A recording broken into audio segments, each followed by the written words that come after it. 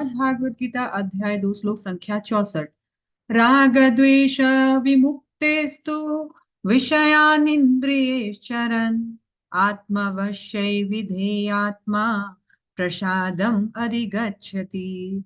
अर्थात किंतु समस्त राग तथा द्वेष से मुक्त एवं अपने इंद्रियों को संयम द्वारा वश में करने में भी समर्थ व्यक्ति भगवान की पूर्ण कृपा प्राप्त कर सकता है।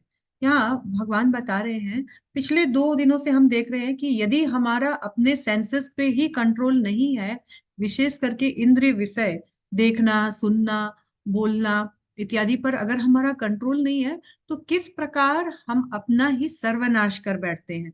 अब भगवान बोल रहे हैं कि अगर कंट्रोल है तो क्या फायदा हो सकता है।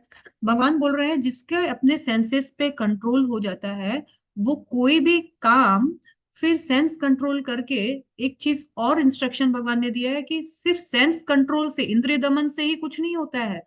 उन इंद्रियों को कहीं एंगेज करना पड़ेगा, क्योंकि इंद्रियों का एक नेचुरल टेंडेंसी है भोग करने का।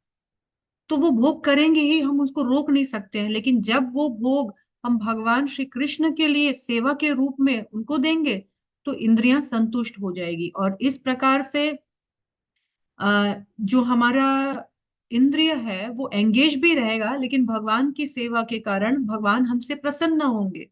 और यहाँ पर एक वर्ड दिया गया है, विधेय आत्मा। यानी वो आत्मा जब इंद्रियों को कंट्रोल करके भगवान की सेवा में लग जाती है, तो फिर वो आत्मा विधेय आत्मा हो जाती है। यानी समस्त प्रकार के अटैचमेंट और डिटैचमेंट, उसको ना किसी काम को करने में कोई अटैचमेंट है, ना ही छोड़ने का कोई डिटैचमेंट है।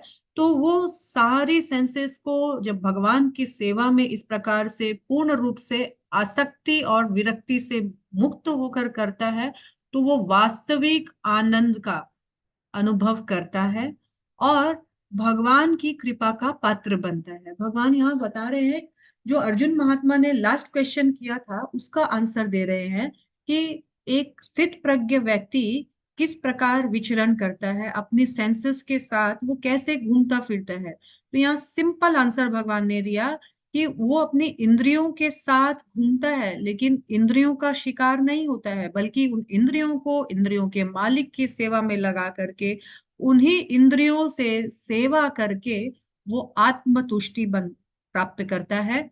वो विधेय आत्मा बनता है। यानी अब उसको कोई काम करना या काम छोड़ना, उसमें कोई इंटरेस्ट नहीं है। वो भगवान की सेवा के लिए हर काम करता है। हरे कृष्णा।